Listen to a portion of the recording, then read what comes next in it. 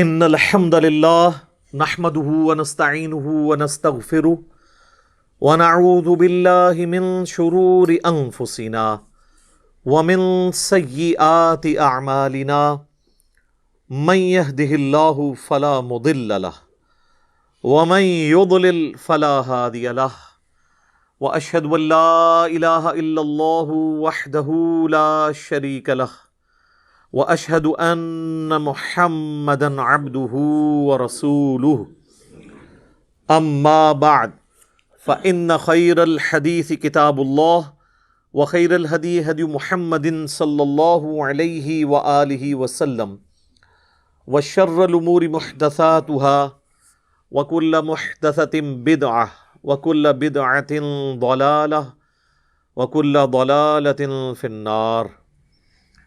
اعوذ باللہ السمیع العلیم من الشیطان الرجیم من ہمزہ ونفخہ ونفثہ بسم اللہ الرحمن الرحیم رب اشرح لی صدری ویسر لی امری واحلل عقدۃ من لسانی یفقہوا قولی.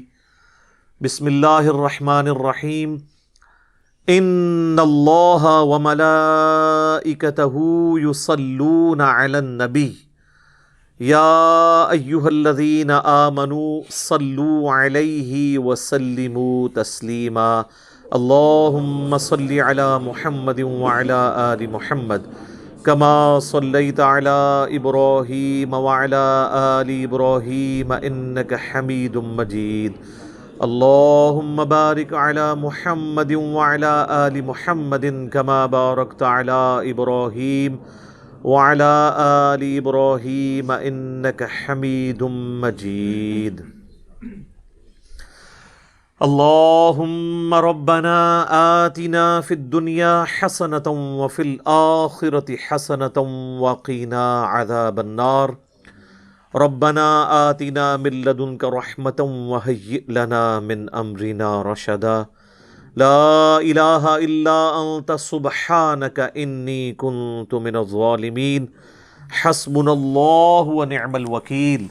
یا حی یا قیوم برحمتک استغیث ولا حول ولا قوة الا باللہ العلی العظیم. آمین.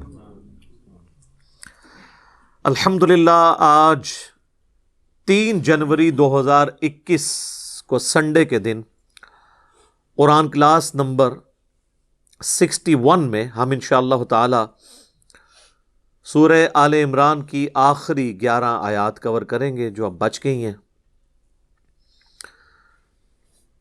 سورۃ البقرہ کا جس طرح اختتام تھا آخری 3 آیات للہ ما فی السماوات وما فی الارض، اور اس کے بعد پھر آمن الرسول بما انزل الیہ من ربہ والمؤمنون، وہ آخری 3 آیات پہ میں نے تفصیلی گفتگو کی تھی. آخری 3 آیات کے اوپر ایک ہی لیکچر تھا کیونکہ وہ اہم ترین آیات تھی. اس میں عقیدہ توحید، عقیدہ آخرت، عقیدہ رسالت، تجدید ایمان، ساری چیزیں کور تھی.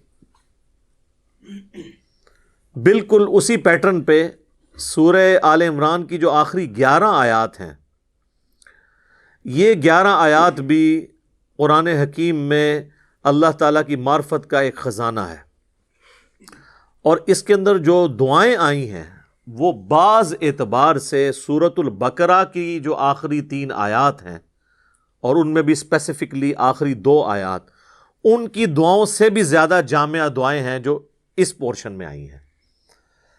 ان 11 آیات کی فضیلت کے لیے صرف اتنی بات ہی کافی ہے کہ اللہ کے محبوب امام کائنات سید الاولین والآخرین شفیع المذنبین اور رحمت للعالمین سیدنا و مولانا امام اعظم محمد رسول اللہ صلی اللہ علیہ وآلہ وسلم روزانہ جب تہجد کے لیے اٹھتے تو صحیح بخاری اور صحیح مسلم دونوں میں یہ حدیث موجود ہے، متفق علیہ ہے، یعنی اس حدیث پہ وہ دونوں امام متفق ہیں، امام بخاری اور امام مسلم، کہ جب بھی نبی علیہ السلام تہجد کے وقت اٹھتے تو آپ صلی اللہ علیہ وآلہ وسلم اٹھنے کے فوراً بعد آسمان کی طرف نگاہ کر کے ان 11 آیات کی تلاوت کیا کرتے تھے، اور وہ آپ جب ان کا ترجمہ اور تفسیر سنیں گے تو آپ کو اندازہ ہو جائے گا کہ کیا کمال اس کے اندر اللہ تبارک و تعالیٰ نے اپنی قدرت کی نشانیاں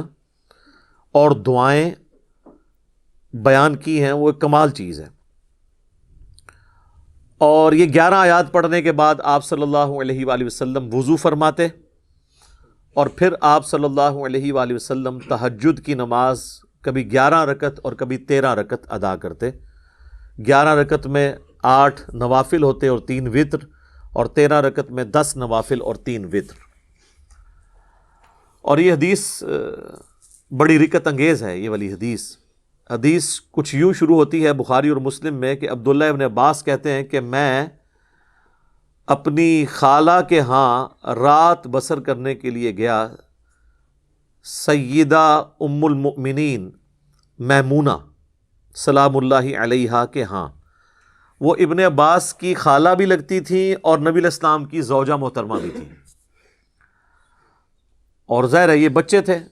ابن عباس کی عمر رسول اللہ کی وفات کے وقت صلی اللہ علیہ وآلہ وسلم بمشکل 13 سال تھی،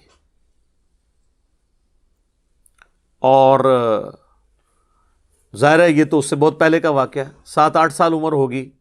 تو انہوں نے کہا کہ میں رات نبی علیہ السلام کے گھر میں بسر کروں گا، اپنی خالہ کے ریفرنس سے وہ وہاں پہ پہنچے۔ ویسے چچا زاد بھی تھے نبی علیہ السلام کے۔ تو بخاری اور مسلم کے الفاظ ہیں کہ میری نیت یہ تھی کہ میں رات کو آبزرو کروں کہ اللہ کے نبی علیہ السلام کتنی نماز پڑھتے ہیں۔ تو اس پلاننگ کے ساتھ میں گیا وہاں پہ، یعنی کوئی پکنک بنانے نہیں گئے، اللہ کے نبی علیہ السلام کی جو رات کی نماز اور عبادت تھی اس کو آبزرو کرنے کے لیے گئے۔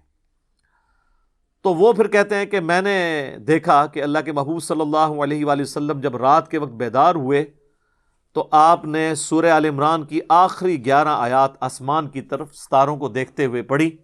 اس کے بعد آپ نے وضو کیا، اور اس کے بعد آپ صلی اللہ علیہ وآلہ وسلم نے 11 رکعت نماز ادا کی۔ بعض روایتوں میں 13 رکعت بھی ہے، مختلف اوقات میں انہوں نے جو آبزرو کیا وہ بیان کر دیا۔ اور وہ کہتے ہیں کہ جب نبی علیہ السلام نے نماز شروع کی تو میں بھی وضو کر کے جلدی سے آپ کے ساتھ کھڑا ہو گیا۔ اس حدیث کے تحت نفلی نماز کی جماعت بھی ثابت ہوتی ہے۔ ویسے تو الگ سے بھی احادیث موجود ہیں اس پہ، یعنی اعلانیہ نہ ہو، غیر اعلانیہ اگر نوافل کی جماعت بھی کروا لی جائے تو یہ سنت ہے۔ اعلانیہ جماعت صرف فرض نماز کے لیے یا عید کی نماز کے لیے ہوگی۔ تو وہ کہتے ہیں کہ نبی علیہ السلام کی بائیں جانب جا کے میں کھڑا ہو گیا، نہیں آپ نماز پڑھ رہے تھے تو میں الٹی جانب کھڑا ہو گیا۔ اتنا تو ان کو سمجھ تھی کہ پیچھے نہیں کھڑا ہونا، 2 کی جب جماعت ہوگی تو ساتھ کھڑا ہونا ہے۔ تو وہ کہتے ہیں میں الٹی جانب جا کے کھڑا ہوا تو نبی علیہ السلام نے نماز کی حالت میں یوں مجھے کان سے پکڑا اور یوں لا کے دائیں طرف کھڑا کر دیا، اور یعنی سنت اسٹیبلش کر دی کہ جب 2 بندے جماعت کرائیں گے تو امام جو ہے وہ بائیں جانب کھڑا ہوگا اور مقتدی دائیں جانب، یعنی امام کی دائیں جانب مقتدی نے کھڑا ہونا ہے اور مقتدی کی بائیں جانب امام کھڑا ہوگا۔ تو یہ پوری حدیث ہے جو بخاری اور مسلم میں آئی ہے، اور اس میں ان 11 آیات کا ذکر ہے۔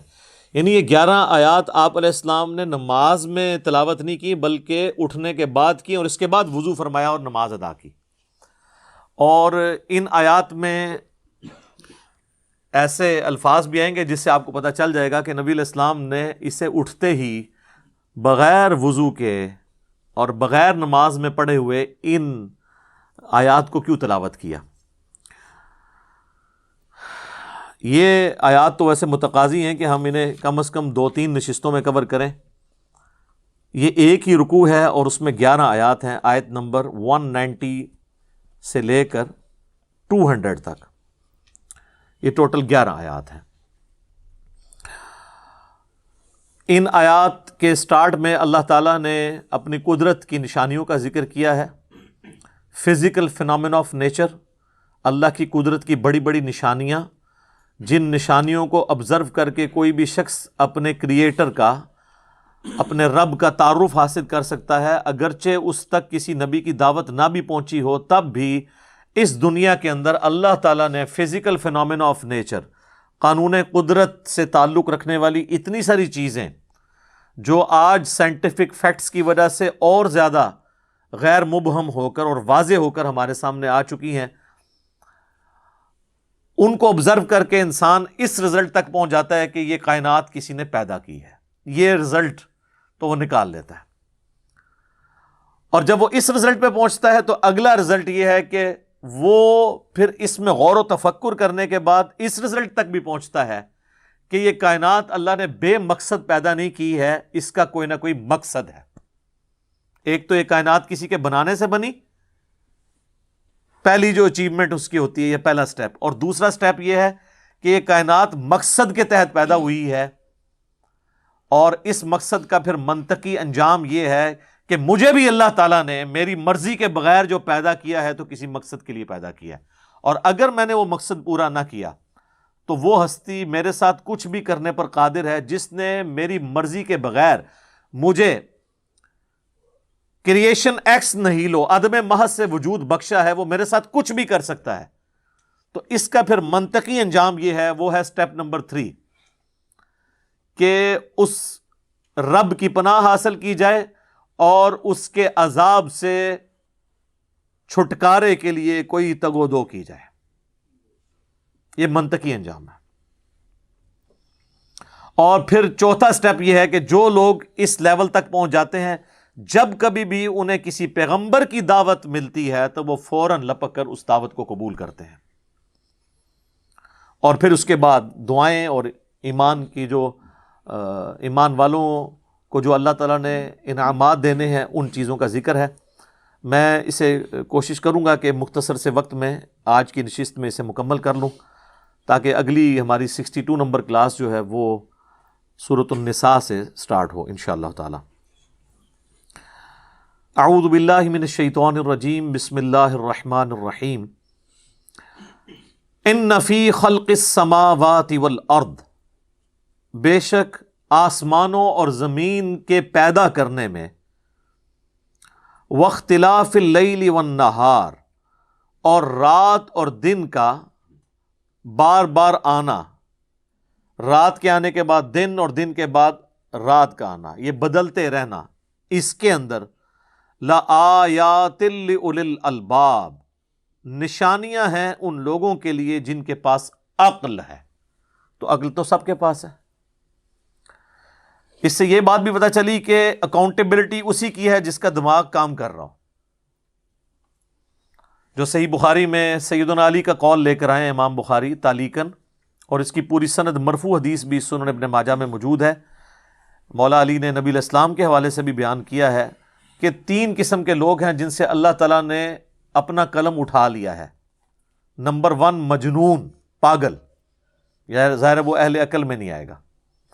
نمبر 2 بچہ، جو ابھی بلوغت کی عمر کو نہیں پہنچا، چھوٹی عمر میں ہے، تو ظاہر ہے وہ بھی عقل مند نہیں ہے اس طرح۔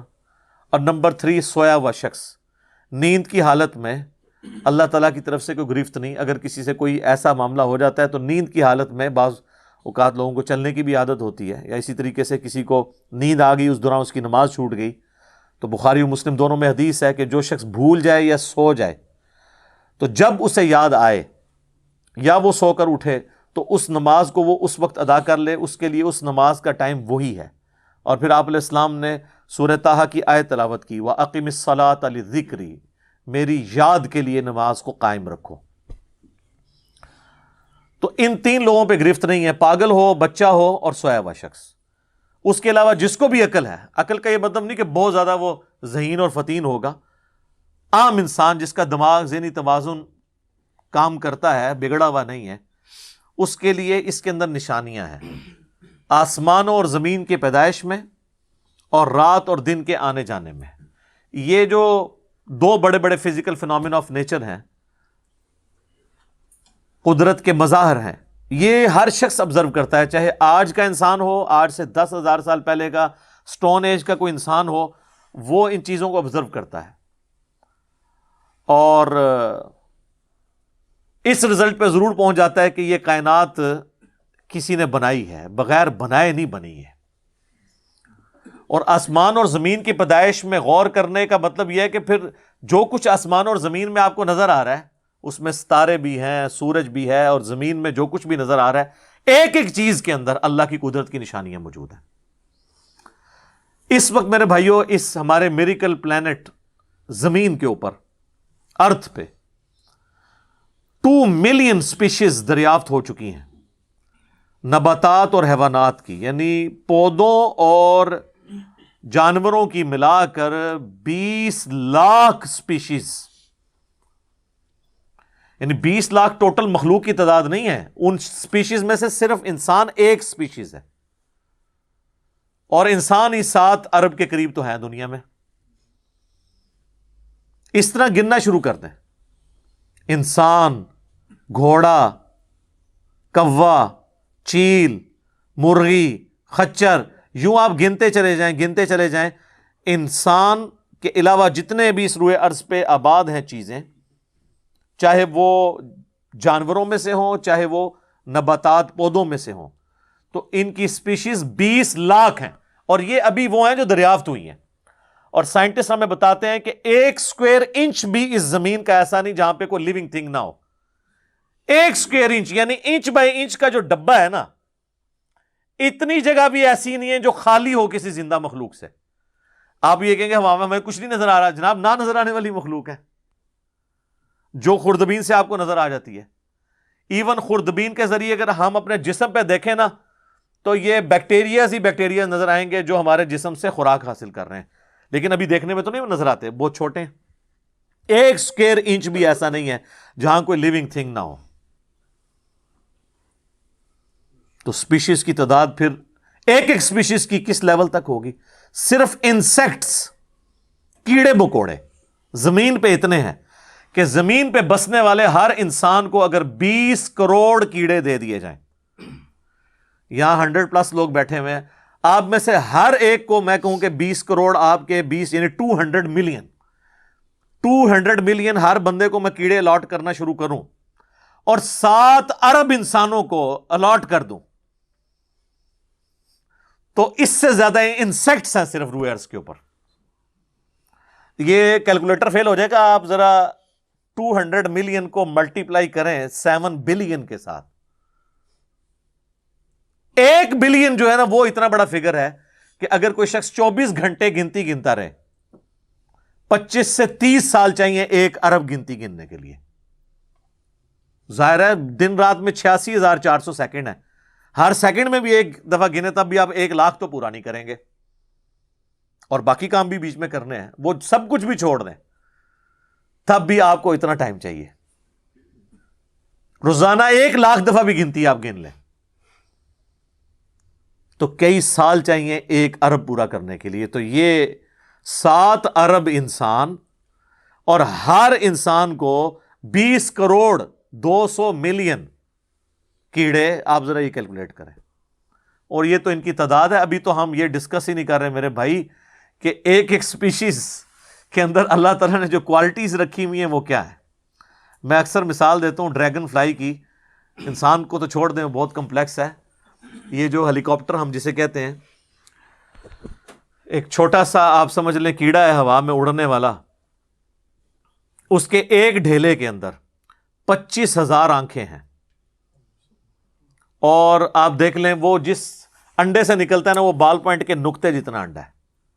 زمین و آسمان کی مخلوقات مل کے کوئی انڈا ایسا نہیں بنا سکتی جس میں سے ڈریگن فلائی نکل آئے۔ مرغیاں جو انڈے دیتی ہیں، کبوتر جو انڈے دیتے ہیں، ان میں سے ان کے چوزے نکلنا وہ تو ان امیجنیبل ہے، وہ تو کچھ سوچ نہیں سکتا۔ زمین و آسمان کی ساری مخلوقات مل کے ایک بیج ایسا نہیں بنا سکتی جس کو زمین میں بویا جائے اور وہ 6 ارب گنا بڑا درخت بن جائے۔ تو جو کام کرنے سے نہیں ہو سکتا وہ خود بخود کیسے ہو سکتا ہے؟ اور اس کریشن کا کلائمیکس انسان ہے۔ انسان پہ ہی بات کی جائے نا تو 1 گھنٹہ چاہیے۔ انسان کو جو اللہ نے کوالٹیز دی ہیں جس کا اسے خود بھی نہیں پتا۔ اچھا مجھے بتائیں، جن کوالٹیز کا ہمیں خود ہی نہیں پتا کہ ہیں ہمارے اندر، تو کتنا کوئی بیوقوف ہوگا کہ وہ کہے کہ یہ کوالٹیز میں نے خود اپنے اندر رکھ لی ہیں یا میرے ماں باپ نے رکھی ہیں۔ ہمارے تو ماں باپ کو بھی نہیں پتا ان چیزوں کا، آج جو ہمیں سائنس بتا رہی ہے۔ 1 لاکھ دفعہ روزانہ ہمارا دل دھڑکتا ہے، 1 لاکھ دفعہ، بغیر کسی پمپ کے، بغیر کسی ایکسٹرنل فیول کے، 1,00,000 دفعہ، 1,00,000 دفعہ. اچھا، اور 1,00,000 دفعہ دھڑکنے کے بعد وہ 10,000 لیٹر خون پمپ کرتا ہے ہماری نسوں میں، ہر بندے کے.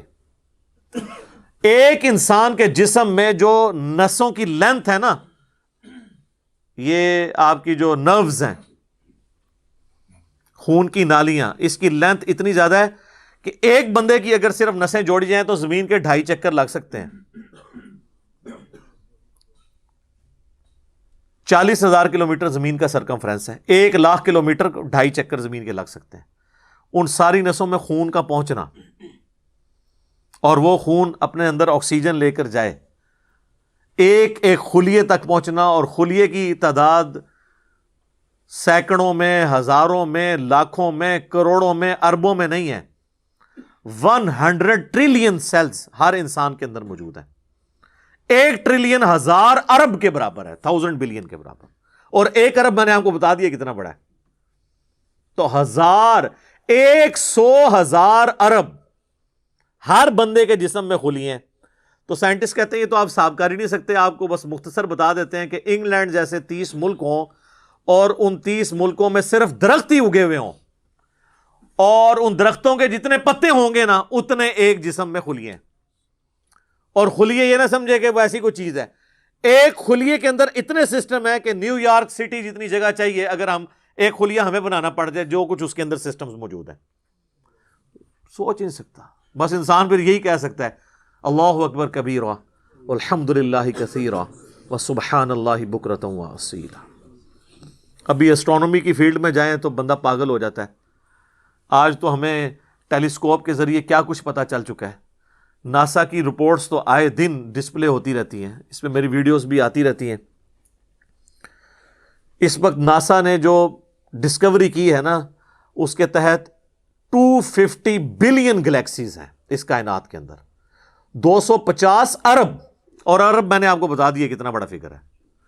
ہر گلیکسی میں 300 ارب سے زیادہ سورج ہیں، ان میں سے ایک سورج یہ ہے. اس طرح کے 300 ارب سورج صرف ہماری گلیکسی ملکی وے میں ہے، اور یہ ایک گلیکسی ہے، اور اس طرح کی 250 ارب گلیکسیز اور ہیں. اور یہ سائنٹسٹ کہتے ہیں یہ اتنا بڑا فگر ہے کہ دنیا میں جتنے سمندر ہیں ان کے کنارے پر ریت کے ذروں کی تعداد ہے نا، اس سے زیادہ سٹارز اور پلانٹس اس کائنات کے اندر ہیں. تو کوئی کیلکولیٹ ہی نہیں کر سکتا. اور یہ وہ چیز ہے جو انہوں نے کیلکولیٹ کی ہے. لوگ کہتے ہیں انہوں نے گنے کیسے ہوں گے؟ وہ ایک تھوڑا سا ایریا کنسیڈر کرتے ہیں، اس کے بعد اوور آل لے کے اسے ملٹیپلائی کر دیتے ہیں. یعنی اگر میں آپ کو بتا دوں کہ باسکٹ کا سائز اتنا ہے، اس میں اتنے انڈے آتے ہیں، تو یہ ہمارا حال جو ہے اس میں کتنے انڈے آئیں گے، تو آپ کہیں گے جی اس حال کا سائز بتائیں، اسے ملٹیپلائی کر کے کیلکولیٹ کر لیتے ہیں. وہ یہ نہیں ہوتا کہ وہ ایک ایک کر کے گنتے ہیں، ورنہ تو ان کو بھی لاکھوں سال چاہیے گننے کے لیے. اوور آل کیلکولیشن وہ کر لیتے ہیں. تو یہ ایک الگ سے ایک ٹاپک ہے بہت بڑا. اس ٹاپک کے اوپر میری یوٹیوب کے اوپر کئی ایک ویڈیوز ہیں. ان میں ٹاپ آف دا لسٹ میری ویڈیو آج سے آلموسٹ 12 سال پہلے ریکارڈ ہوئی تھی، 2008 کے اندر. ہو از اللہ، اللہ کون ہے جدید سائنسی حقائق کی روشنی میں. اس کے بعد پھر ایک اور ویڈیو میری ریکارڈ ہوئی آج سے آلموسٹ 7 سال پہلے، مسئلہ نمبر 83B کے عنوان سے، ہو کریٹڈ گاڈ، اللہ کو کس نے پیدا کیا اور جدید شیطانی وسوسوں کا تحقیقی جائزہ، جس میں میں نے دور حاضر کے ایک بہت بڑے leading atheist professor Richard Dawkins کی کتاب ہے دا گاڈ ڈیلوژن، اس کا میں نے علمی محاسبہ کیا تھا. وہ دیکھنے والی ویڈیو ہے، مسئلہ 83B. آپ ہو کریٹڈ گاڈ، اللہ کو کس نے پیدا کیا، اس طرح کے الفاظ لکھیں تو وہ ویڈیو آپ کے سامنے یوٹیوب پہ آ جائے گی. پھر آلموسٹ آج سے 2 سال پہلے میں نے قرآن اینڈ ماڈرن سائنس کے نام سے ایک ویڈیو ریکارڈ کروائی تھی. وہ انگلش سب ٹائٹل کے ساتھ بھی آ چکی ہے، آلموسٹ 1.25 گھنٹے کی. اس میں ایک ہندو بھائی نے قرآن حکیم پہ ایک اعتراض کیا تھا، تو اس کے جواب میں نے پوری ڈاکٹرن کلیئر کی تھی کہ قرآن حکیم میں جو سائنٹیفک فیکٹس ہیں ان کو آپ نے کس حوالے سے لینا ہے.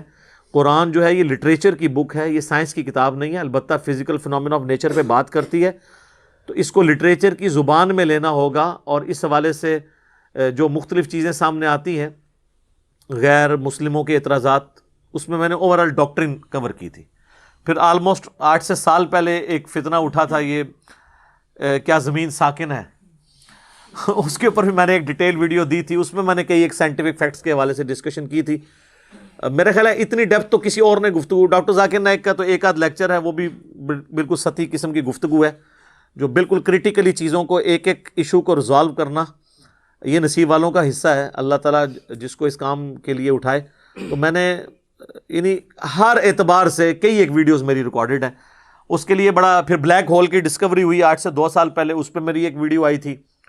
تو آپ یوٹیوب پہ جا کے سائنس اور انجینئر محمد علی مرزا لکھ دیں تو وہ ساری ویڈیوز ہیش ٹیگ کے ساتھ آپ کے سامنے آ جائیں گی. ایک ایک کر کے دیکھنا شروع کریں. اب میں وہ ساری باتیں، یہ تو میرا بڑا فیوریٹ ٹاپک ہے، میں 1 گھنٹہ اور فی البدی ان فیکٹس پہ بول سکتا ہوں، لیکن اب آلموسٹ آدھا گھنٹہ پیچھے باقی رہ گیا، تو میں نے یہ آیات بھی مکمل کرنی ہے. میں نے اوور آل ایک اس حوالے سے آپ کو بتایا کہ یہ کوئی چھوٹی چیز نہیں جو اللہ تعالیٰ فرما رہا ہے کہ آسمانوں اور زمین کے پیدائش میں اور رات اور دن کے آنے جانے میں. اب یہ رات اور دن کا آنا جانا یہ کوئی چھوٹا معاملہ ہے؟ آج تو مطلب سائنس کی وجہ سے ہمیں جو چیزیں پتہ ہیں وہ ہم سے پہلے تو لوگوں کو پتہ ہی نہیں تھی. ان کا تو ایمان بالغیب تھا جن باتوں پہ، ہمیں تو وہ چیزیں سامنے نظر آ رہی ہیں. 3 بڑی بڑی موشنز جو ڈسکور ہوئی ہیں نا زمین کی، ان میں سے پہلی موشن یہ ہے کہ زمین ہر سیکنڈ میں ½ کلومیٹر اپنے محور کے گرد گھومتی ہے. 1 سیکنڈ میں ½ کلومیٹر، جس کی وجہ سے 24 گھنٹے میں ہمارا دن رات مکمل ہوتا ہے. میں ایکویٹر کی بات کر رہا ہوں، اس کے ارد گرد، میں نارتھ اور ساؤتھ پول کی بات نہیں کر رہا. وہاں تو سورج ود رسپیکٹ ٹو زمین جو ہے افق کے ساتھ چل رہا ہوتا ہے، وہ الگ معاملہ ہوتا ہے. وہ پھر آپ کو پوری سائنس سمجھانی پڑے گی. ایک عام ڈسکشن میں بات کر رہا ہوں. دوسری موشن ہے زمین کی 1 سیکنڈ کے اندر، یہ تو ہوگی نا ½ کلومیٹر، وہ ہے 1 سیکنڈ کے اندر 30 کلومیٹر سورج کے گرد. اور یہ اس رفتار کو کوئی سوچ سکتا ہے؟ 1 سیکنڈ میں 30 کلومیٹر، یہ گولی کی رفتار سے 60 گنا زیادہ رفتار ہے. یہ 1 سیکنڈ میں 30 کلومیٹر. گولی 1 سیکنڈ میں ½ کلومیٹر طے کر سکتی ہے، اور زمین 1 سیکنڈ کے اندر سورج کے گرد 30 کلومیٹر، جس کی وجہ سے 365 دنوں میں ہمارا سال مکمل ہوتا ہے. اور یہ دو تو پھر بھی تھوڑا بہت بندہ دماغ میں سوچ سکتا ہے. جو تیسری موشن ہے نا، وہ زمین اور پورا ہمارا یہ سولر سسٹم سمیت ہمارے سورج کے 1 سیکنڈ میں 200 کلومیٹر کی رفتار سے ایک سٹار ویگا ہے اس کی طرف پچھلے 15 ارب سال سے ٹریول کر رہے ہیں. ذرا آپ ذرا لینتھ دیکھ لیں. اسی لیے جو کائنات کے فاصلے ہیں وہ لائٹ ایئرز میں ماپے جاتے ہیں. وہاں تو آپ کے سب کچھ فیل ہو جاتا ہے. یعنی روشنی 1 سال میں جتنا فاصلہ طے کرتی ہے نا، اسے کہتے ہیں لائٹ ایئر. اور روشنی جناب گھوڑے کی رفتار سے، بوئنگ کی رفتار سے، میزائل کی رفتار سے نہیں چلتی. روشنی کی رفتار ہے 3 لاکھ کلومیٹر 1 سیکنڈ میں. 1 سیکنڈ میں روشنی زمین کے 7 چکر کاٹ سکتی ہے. 3 لاکھ کلومیٹر یا 1,86,000 میل، کیونکہ زمین کا سرکمفرنس 40,000 کلومیٹر ہے. تو 7 چکر کاٹے زمین کے 1 سیکنڈ میں روشنی، 1 سیکنڈ میں 7 چکر زمین پوری کے کاٹ لے، اور یہ سال تک ٹریول کرتی رہے، تو وہ 1 لائٹ ایئر ہے. تو 1 لائٹ ایئر جو ہے وہ کیلکولیشن کرتے ہوئے کیلکولیٹر فیل ہو جاتا ہے. یہ تو اللہ ہی اللہ ہے. آپ مجھے بتائیں، جس اللہ کا تعارف یہ ہے تو بابے کدھر آ جائیں بیچ میں؟ بابوں کو تو یہ جب ہم باتیں بتائیں نا تو وہ ہماری ویڈیوز دیکھ کے بیان بھی نہیں کر سکتے. تو کہتے ہیں جی وہ بابے کہتے ہیں مینوں غصہ آیا، میں آسمان زمین تے سٹ دیا. نہ تینوں آسمان دے سائز دا پتا نہ زمین دا، ایویں کہانیاں تو بنانا، پھر پتہ ہی کسی چیز کا نہیں. تو آج جس طرح خدا ابھرا ہے، وہ علامہ وحید الدین خان صاحب ہیں انڈیا کے، 95 ایئرز ان کی ایج آلموسٹ. انہوں نے ایک کتاب لکھی ہے دا گاڈ ارائزز، خدا ابھرتا ہے. خدا جس طرح ابھرا ہے نا جی، اس لیٹسٹ ورلڈ کے اندر سائنٹیفک فنومینا کی ڈسکوری کے بعد ابھی تو آپ سٹرکچر آف جین کے اوپر ڈسکشن کرنا شروع کریں، یہ جینز کیا بلا ہیں، اور انسان اور نباتات اور حیوانات کی ریپروڈکشن کا کیا سلسلہ ہے، یہ تو انبلیویبل ڈیٹا ہے، کوئی انسان سوچ بھی نہیں سکتا. اور یہ اتنا مینیجیبل ہے کہ سائنٹسٹ ہمیں کہتے ہیں کہ یہ ساری کی ساری چیزیں اتنی فائن ٹیون ہے کہ اگر ایک بال پوائنٹ اپنی نوک پہ کھڑا کیا جائے تو کھڑے نہیں ہو سکتا. کتنا بیلنس آپ مرضی کر لیں، 1 ارب سال تک اگر وہ اپنی نوک پہ کھڑا رہے، اس سے زیادہ بیلنس اس کائنات کے اندر ہے، اور وہ ذرا سا بھی ڈسٹرب ہو جائے تو یہ کائنات تباہ ہو جائے. یہ تو بہت کچھ اس میں بیان کیا جا سکتا ہے، لیکن میں اس کو سکپ کرتا ہوں. اب ادھر واپس آ جائیں. اللہ طرف ہمارا ہے، بے شک آسمانوں اور زمین کی پیدائش میں اور رات اور دن کے آنے جانے میں نشانیاں ہیں اہل عقل کے لیے، جو اپنی عقل کو استعمال کریں. اور پھر وہ جب وہ یہ سب کچھ دیکھیں گے، الذین یذکرون اللہ قیاما وقعودا وعلی جنوبہم، تو ان کی حالت یہ ہو جائے گی کہ وہ اللہ ہی کو یاد کرتے رہیں گے، کھڑے ہوئے بھی، بیٹھے ہوئے بھی، کروٹوں پہ لیٹے ہوئے بھی. ظاہر ہے اللہ ہی اللہ. اب آپ کو پتا چلا کہ نبی علیہ السلام اپنے بستر سے اٹھتے ہی آیات کیوں پڑھتے تھے، کہ بستر پہ لیٹے ہوئے بھی، کروٹوں پہ بھی اللہ کو یاد کرنا ہے. نماز تو پروٹوکول والی عبادت ہے، نماز کے بغیر بھی. صحیح مسلم میں حدیث ہے، اما عائشہ کہتی ہیں کہ نبی علیہ السلام ہر حالت میں اللہ کا ذکر کرتے تھے، جنابت کی حالت میں بھی اللہ کو یاد کر لیتے تھے. یہ نماز کا پروٹوکول ہے کہ آپ کا وضو اور غسل والا ایشو ہے، ادروائز عام عبادت کے لیے تو نہیں.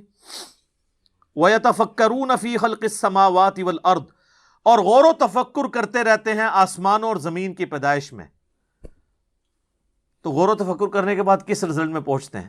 رَبَّنَا مَا خَلَقْتَ هَذَا بَاطِلًا، اے رب ہمارے تو نے یہ چیزیں فضول پیدا نہیں کی ہیں، یہ کریشن کسی مقصد کے تحت ہے، اور اس مقصد کا منطقی انجام یہ ہے کہ مجھے بھی کسی مقصد کے لیے بنایا ہے، اور اس کا منطقی انجام یہ ہے کہ اگر میں نے وہ مقصد پورا نہ کیا تو میں مارا گیا.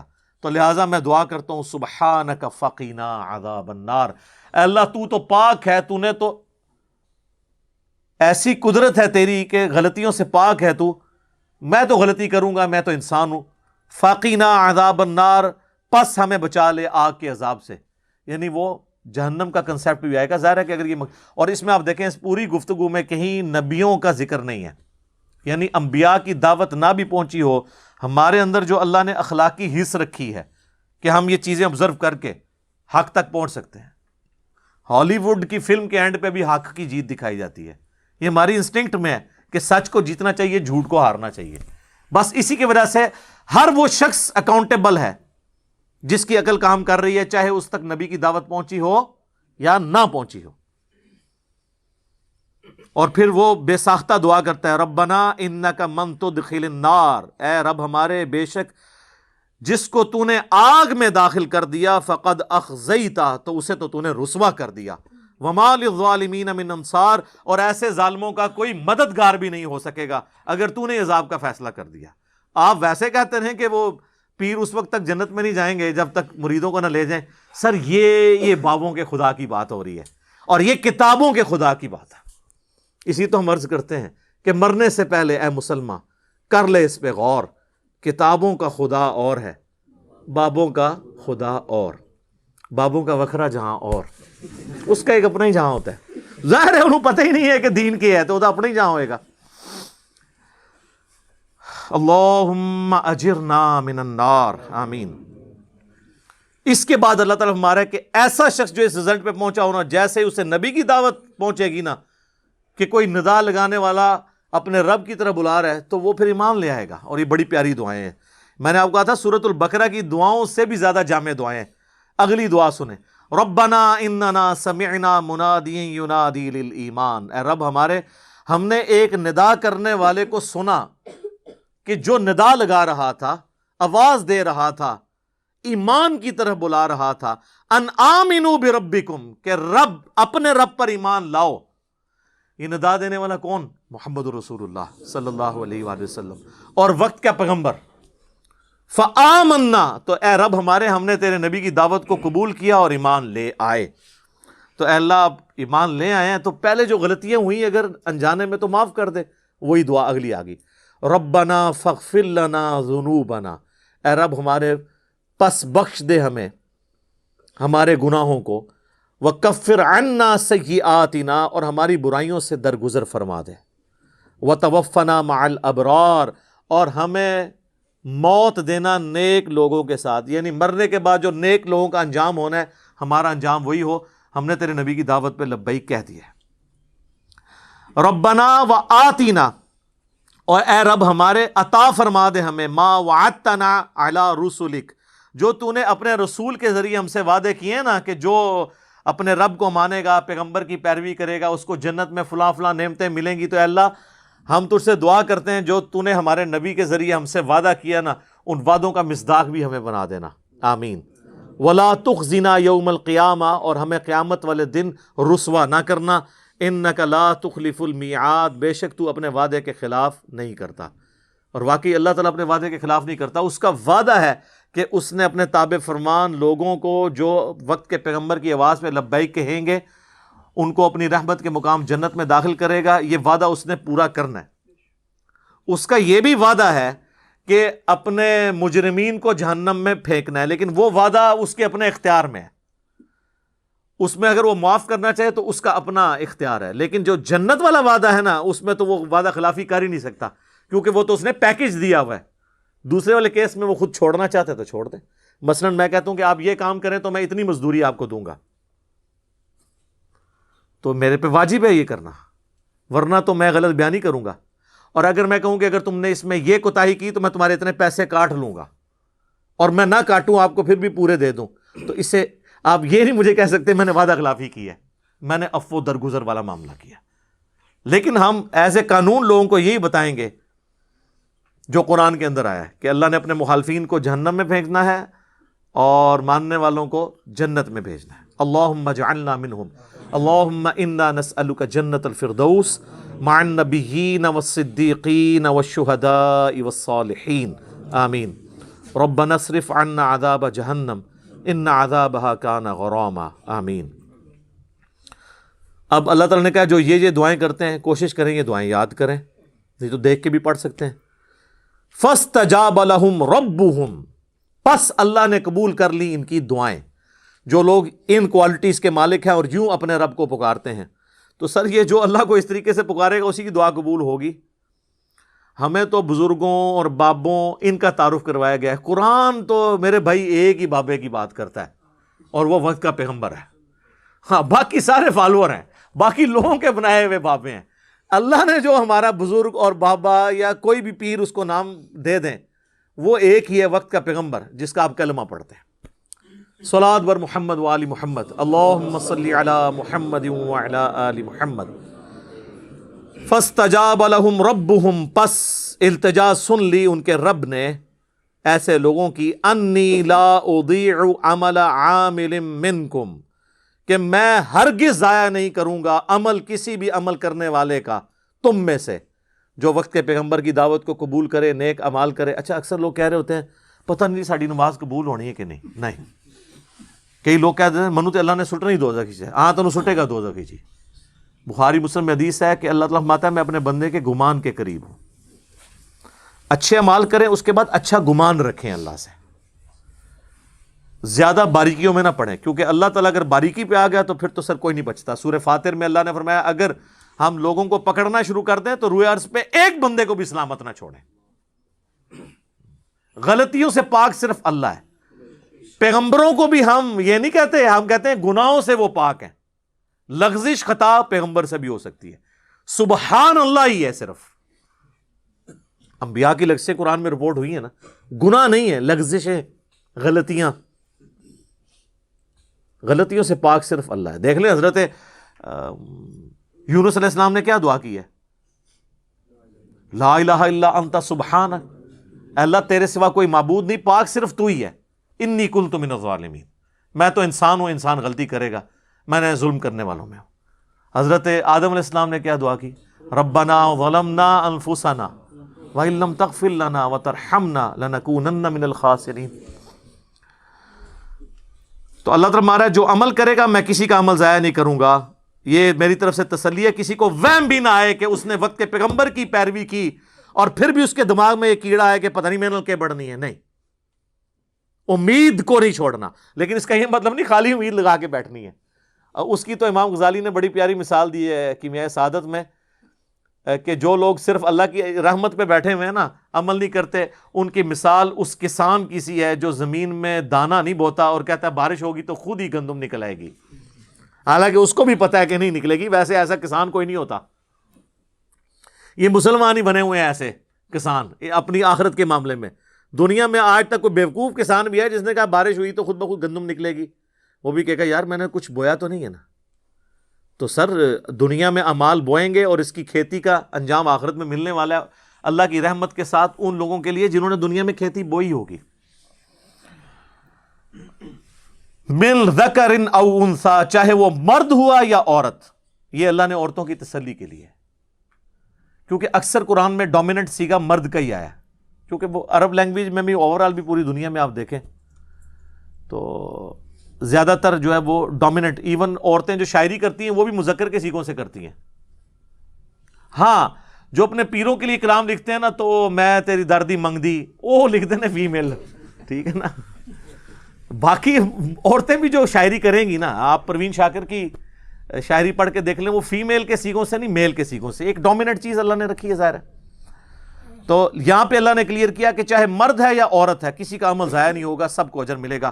بعضکم من بعض, اور یہ جو مرد و عورت کا فرق ہے یہ مطلب اللہ تعالیٰ نے بعض کو بعض میں سے رکھا ہے.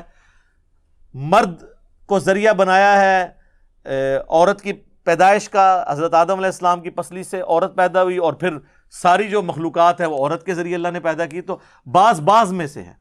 فالذین ہاجروا, پس جو تم میں سے جنہوں نے ہجرت کی. اب یہ تعویل خاص کے اعتبار سے تو صحابہ کے بارے میں ہے اور اہل بیت کے بارے میں, اور تعویل عام میں جو لوگ بھی دین کے لیے یہ تکلیفیں اٹھائیں گے وہ سب قیامت تک اس میں داخل ہیں. جنہوں نے ہجرت کی وَأُخْرِجُوا مِن دِيَارِهِمْ, اور نکالے گئے اپنے وطن سے. یہاں پہ بھی کئی لوگ داڑھی رکھنے پہ ماں باپ نکال دیتے ہیں, رفع دین کرنے پر رشتہ دار فارغ کر دیتے ہیں. تو جنہوں نے ہجرت کی اور اپنے گھروں سے نکالے گئے وَأُوذُوا فِي سَبِيلِي, اور انہیں میرے راستے میں اذیت دی گئی, یعنی اللہ کو ماننے کی وجہ سے انہیں تکلیفیں دی گئی. وَقَاتَلُوا, اور انہوں نے دین کے لیے قتال اور جہاد کیا. وَقُتِلُوا, اور خود بھی مارے گئے. یہ بھی تو ہو سکتا ہے. لَأُكَفِّرَنَّ عَنْهُمْ سَيِّئَاتِهِمْ, اب یہ عربی میں جتنے تاکید کے سیغے اس کے اندر ہے نا, میں ضرور بالضرور ان کے گناہوں کو معاف کر دوں گا. وَلَأُدْخِلَنَّهُمْ جَنَّاتٍ, اور میں بالضرور انہیں جنت میں داخل کر کے رہوں گا. تجری من تحتها الانہار, ایسی جنت جس کے نیچے نہریں بہتی ہوں گی. ثوابا من عند اللہ, یہ اللہ کی طرف سے بدلہ ہوگا ان کے نیک اعمال کا. واللہ عندہ حسن الثواب, اور اللہ کے پاس تو بہترین ثواب اور بہترین بدلہ ہے. اللہم انا نسألک جنت الفردوس مع النبیین والصدیقین والشہداء والصالحین. ابھی یہاں پہ جنت پہ بولا جائے تو 1 گھنٹہ اور لگ جائے گا. کئی ایک ویڈیوز میری ویسے ریکارڈڈ ہیں, لیکن وہ تارج میسا والی جنت تو میں نہیں بیان کر سکتا, وہ آپ انہی کی ویڈیوز دیکھیں. لا یغرنک تقلب الذین کفروا فی البلاد, اے نبی علیہ السلام آپ کو دھوکے میں نہ ڈال دے ان لوگوں کا زمین پہ ملکوں میں چلتے پھرتے رہنا جنہوں نے اپنے رب کے ساتھ کفر کیا. یہ خطاب تو نبی علیہ السلام کو ہے اور آپ کے ذریعے پوری انسانیت کو ہے کہ اگر کافروں کو دنیا میں اللہ کے منکرین کو کچھ ملا ہوا ہے تو یہ آپ کو دھوکے میں نہ ڈال دے, کیونکہ اللہ نے تو اپنے مخالفین کی روٹی روزی تو نہیں بند کرنی, وہ تو اللہ نے دینا ہے. وہ اللہ نے رزق کی ذمہ داری لی ہوئی ہے. یہ نہیں ہے کہ جو اللہ کا نافرمان ہے تو وہ بھوکا مر جائے گا, نہیں. آخرت جو ہے نا صرف انہی کی ہوگی جنہوں نے دنیا اللہ کی مرضی کی گزاری ہوگی, اور جنہوں نے دنیا اپنی مرضی کی گزاری ہوگی آخرت پھر وہ گزاریں گے جو اللہ کی مرضی ہوگی. وَلِعَاذُ بِاللَّهِ تَعَالَى. متاع قلیل, یہ تو تھوڑی دیر کے لیے لطف اندوز ہو رہے ہیں اس دنیا کی زندگی کی لذت سے. ثم مأواہم جہنم, پھر ان کا ٹھکانہ ہونے والا ہے جہنم. یعنی دنیا میں یہ کتنا عرصہ کر لیں گے, کوئی 50 سال 60 سال 70 سال. صحیح مسلم کی حدیث ہے, دنیا اور آخرت کی مثال اس طرح ہے کہ کوئی شخص سمندر میں اپنی انگلی ڈبوئے اس کے ساتھ جتنا پانی لگے گا وہ دنیا کی زندگی ہے، اور انفینٹ سمندر آخرت کی زندگی ہے. کوئی سوچ بھی سکتا ہے؟ صحیح مسلم میں ایک حدیث ہے کہ دنیا میں جس نے عیاشی کی زندگی گزاری ہوگی نا، اللہ تعالیٰ فرشتوں سے کہے گا اس سے ذرا ایک جہنم کا پھیرا لگاؤ. وہ جہنم کا صرف ایک پھیرا لگائے گا، اللہ اس سے پوچھے گا وہ دنیا میں آسائش تو نے دیکھی ہو؟ کہے گا یا اللہ میں نے تیری عزت کی قسم دنیا میں کوئی آسائش نہیں دیکھی. یعنی ایک پھیرا اس کی دنیا کی ساری زندگی کے نشے کو کافور کر دے گا. اور پھر اللہ ایک مفلس شخص کو بلائے گا اور فرشتوں سے کہا ذرا اس سے جنت کا ایک پھیرا لگواؤ. وہ جنت کا پھیرا لگا کے آئے گا، اللہ کہے گا دنیا میں کوئی تکلیف دیکھی؟ کہے گا اللہ تیری عزت کی قسم یہ کچھ اگر ملنا تھا تو میں نے کچھ بھی نہیں دیکھا دنیا میں. اور حقیقت بھی ہے کہ دنیا کی 60 سال کی زندگی کے عوض اگر خربوں سال کی انفینٹ زندگی ملنے والی ہے تو سر اس سے بڑی کیا کامیابی ہے. اور صحیح مسلم میں ہی حدیث ہے سر، یہ مسلم شریف کا جو جنت والا چیپٹر ہے وہ آپ پڑھیں، اور کمبائنڈ فارم میں آپ نے پوری کتب ستہ کا اگر پڑھنا ہے تو مشکات میں 3 جلد میں جنت والا چیپٹر پڑھیں. صحیح مسلم میں حدیث ہے کہ جب جنتی جنت میں انٹر ہوں گے نا تو پہلی خوشخبری انہیں دی جائے گی کہ آج کے بعد تم بوڑھے نہیں ہوگے، ہمیشہ جوان رہو گے 30 سال کے. آج کے بعد تم بیمار نہیں ہوگے، ہمیشہ تندرست رہو گے. آج کے بعد تمہیں کوئی بھی تکلیف نہیں آئے گی، بدحالی نہیں آئے گی، ہمیشہ خوشحال رہو گے. آج کے بعد تمہیں موت نہیں آئے گی، ہمیشہ زندہ رہو گے. اور ایک اور حدیث ہے بخاری مسلم میں، اس میں ایک اور خوبی بھی ہے کہ آج کے بعد اللہ تم سے کبھی ناراض نہیں ہوگا، ہمیشہ راضی رہے گا. جنت میں کوئی کام ایسا نہیں جس سے اللہ ناراض ہو، سارے اس کی رضامندی کے. خیر یہ بھی ایک الگ سے ایک ٹاپک ہے. تو اللہ تعالیٰ فرما رہا ہے کہ یہ برتنے کا سامان ہے، اس کے بعد جہنم ہے ان کے لیے، وہ بئس المہاد، اور کیا ہی برا ٹھکانہ ہے. اب سائملٹینیس کنٹراسٹ آ رہا ہے. لیکن الذین اتقوا ربہم، لیکن جن لوگوں نے اپنے رب سے ڈرتے ڈرتے زندگی گزاری، لہم جنات تجری، ان کے لیے ہے جنت، تجری من تحتها الانہار، جس کے نیچے نہریں بہتی ہوں گی، خالدین فیہا، وہ اس میں رہیں گے ہمیشہ ہمیش، نزلا من عند اللہ، اور یہ مہمان نوازی ہوگی اللہ کی طرف سے. اللہ مہمان نوازی کر رہا ہے کہ ہمیشہ کی جنت. وما عند اللہ خیر للابرار، اور جو نعمتیں اللہ کے پاس ہیں وہ بہت بہتر ہیں نیکوکار لوگوں کے لیے. دنیا میں کوئی کتنی بھی لذت حاصل کر لے، دنیا کا سب سے بڑا ایشو ہے ختم ہو جانا. تو آخرت تو اللہ نے فرمایا والآخرۃ خیر وابقی، آخرت تو بہتر بھی ہے دنیا سے اور ہمیشہ رہنے والی ہے، نہ ختم ہونے والی ہے.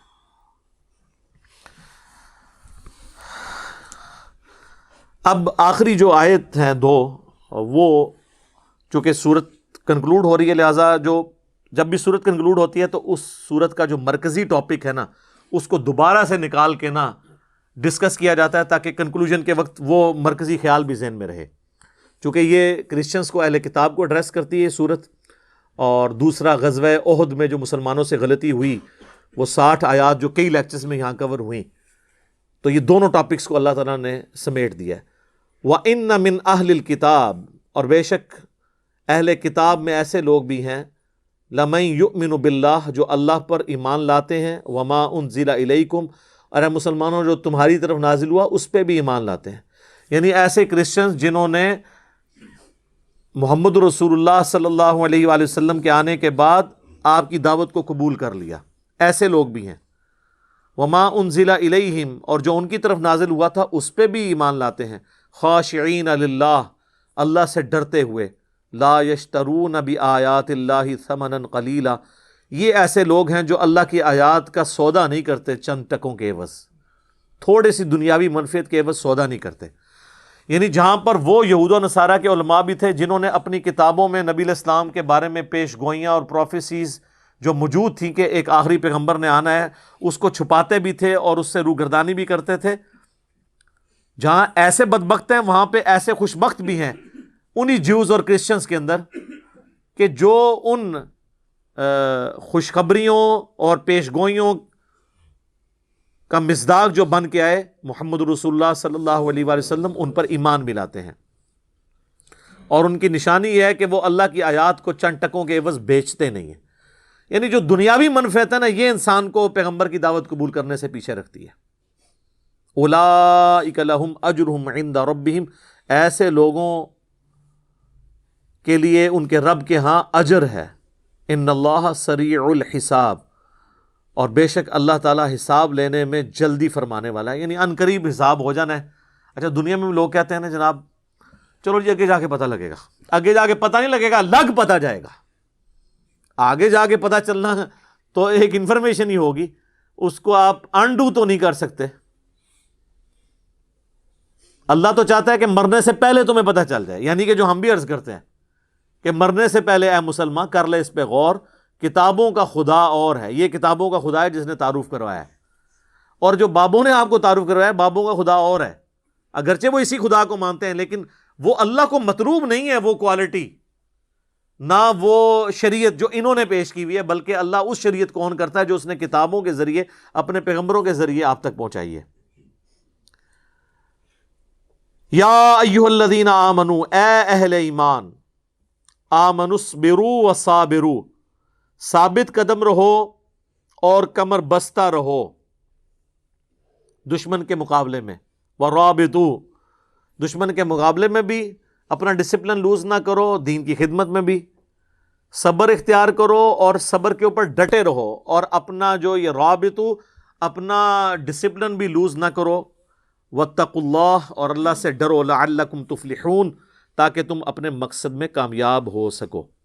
یہ جو آخری آیت ہے نا جی، اس میں آپ کو مختلف انداز میں با محاورہ ترجمہ مختلف لوگوں کا ملے گا.